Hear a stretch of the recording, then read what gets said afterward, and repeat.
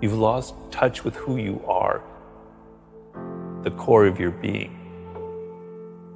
You're on social media too much. You're listening to what other people are telling you. You got to listen to yourself. You got to cut all that shit out. You have to look at the things that you love and the things that you hate. So what you don't like is very instructive to you, right? You're looking at things that are very powerful inside of you, that are emotional. They're not intellectual. They're feelings, they're emotions. They're visceral things that you connect to. I've always followed the laws of power, which is change things up, enter action with boldness, don't be afraid to do things differently, adapt your strategy to the circumstance. It's never too late. The earlier you figure it out, the better off you are, but it can happen later in life. Now, I figured out at an early age that I wanted to write. I didn't know what I wanted to write, but I loved words and I loved writing. And if I didn't have that connection when I was 8 years old, all the way into high school and college, I would have been a lost soul. And I empathize with a lot of people who don't have that feeling when they're 8 or 18 or in their 20s. But I've tried to tell people everybody has it. You're just not listening to yourself. You've lost touch with who you are. There are 5 forms of intelligence.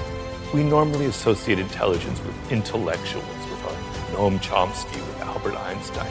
No, intelligence comes in all forms.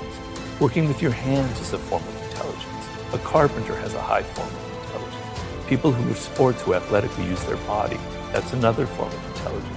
There's music, there's math, there's language. You have one of these frames of mind. By the way your brain is wired, you are inclined towards one of them. Figure that out. You got to be a bit bold.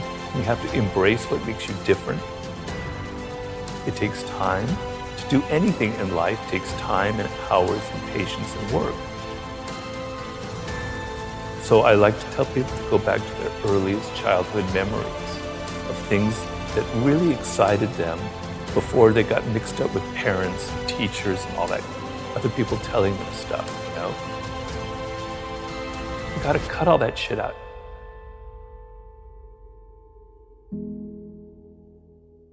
You know, I was frustrated, I was depressed. I even have to admit I had moments that were slightly suicidal because I knew deep down that I could do something. I was different from other people. I had different experiences, you know, and I knew that there was something I needed to express. There was a purpose to how my life had unfolded, but I couldn't find it. I had tried everything. I had tried every form of writing, every possible endeavor you can imagine. It just didn't click. So I was very deeply frustrated. And the frustration, I tell people, is a good thing. Negative emotions are trying to teach you something. They're trying to teach you the opposite. Something else is going on. Frustration, what would be worse than frustration would be despair, giving up. No hope, but frustration is a sign that you haven't given up. You know you can do something, but you haven't figured it out. So when you have those kind of feelings, look at them and there's something positive in that. So I knew that there was something I was meant to do. I just couldn't figure it out when.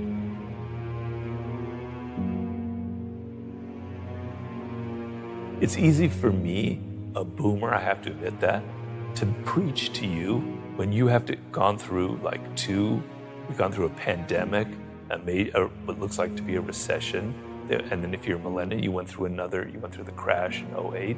It's easy for me to preach. You're dealing with really difficult circumstances.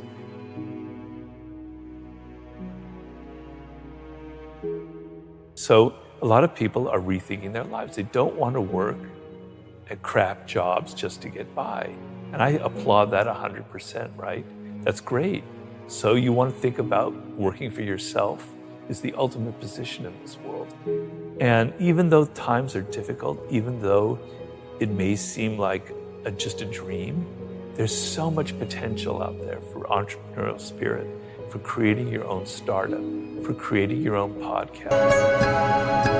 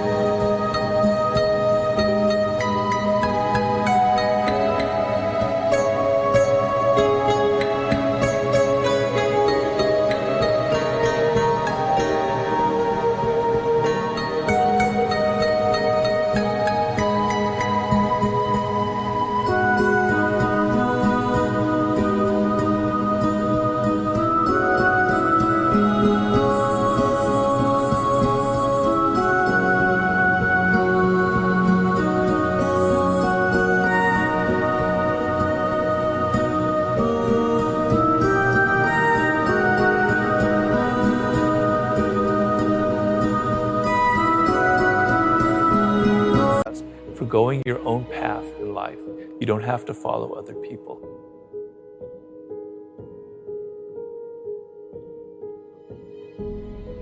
It's not like it was when I was growing up. There were things that were better back then, but there are things that were a lot worse, right? You have so many more options. It's just that you're not going to reach them. You're not going to be happy in this short time that you have to be alive unless you take it seriously and still have some fun and adventure and excitement. You got to listen to yourself. You have to embrace what makes you different. Just don't listen to your parents go, I got to be making $100,000 when I'm 23 and go to law school and do all this stuff. You're going to burn out. So kind of understand I guess the main thing I would say is know who you are, know what you're deep down your core, what you love, what you hate, and what you were destined to create in this world. That's like the most important process you can go through. Everybody has that potential. But I know it doesn't come easy. It's a process and you have to be patient, but you have to put in the work. But another skill that you cannot ignore is the social. We're social animals. And there are a lot of people in life who ignore that because they're shy. And I was very shy as a young man. I was mostly quite introverted as well. Because they're shy, they just simply lean on their own strength, which is learning something really well, learning math or learning algorithms or learning how to write, etc. And they ignore the social because they're afraid of it. But you cannot get ahead in this world as a social animal, dependent on other people in every aspect of life, unless you treat that as another.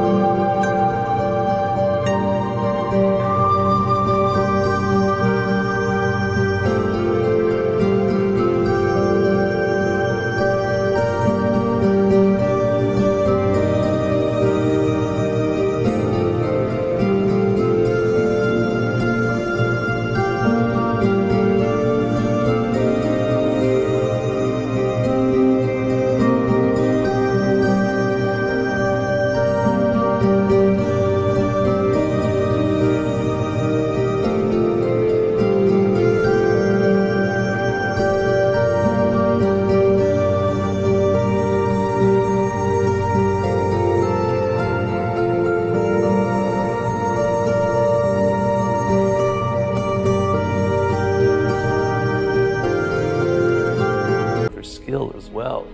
So yes, the process of looking inward is absolutely essential, but you cannot disconnect yourself from your teachers, your mentors, your colleagues.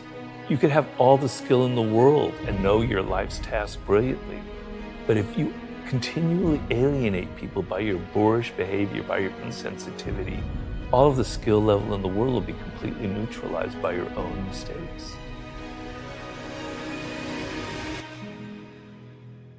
I didn't listen to other people. At so many turning points in my life, I could have been discouraged. People could have said, I had somebody say, Robert, you're never going to be a good writer in life. You need to go to business school, etc. My parents tried to funnel me this way or that way. I was stubborn and I was rebellious and I did my own thing. And because of that, I have kind of a different voice from other people, right? And when I look at books out there, I'm searching for that voice. for that voice of somebody who's different, who has something different to say, who speaks in a different tone of voice, that has their blood and their personality in their writing. And I don't find it often, but when I do, it's a great thing. And so, to me, success in life is kind of being who you are. There's a famous expression of the great ancient Greek poet Pindar about become who you are. It's a process of becoming who you actually are and realizing what it is. So we talked about my weirdness earlier on, and following that has allowed me to craft my own message, which is basically about opening your eyes up to the reality of the world and to what people are like. But I'm not able to do that unless I had ignored what other people tried to foist on me earlier on in life. It's never too late.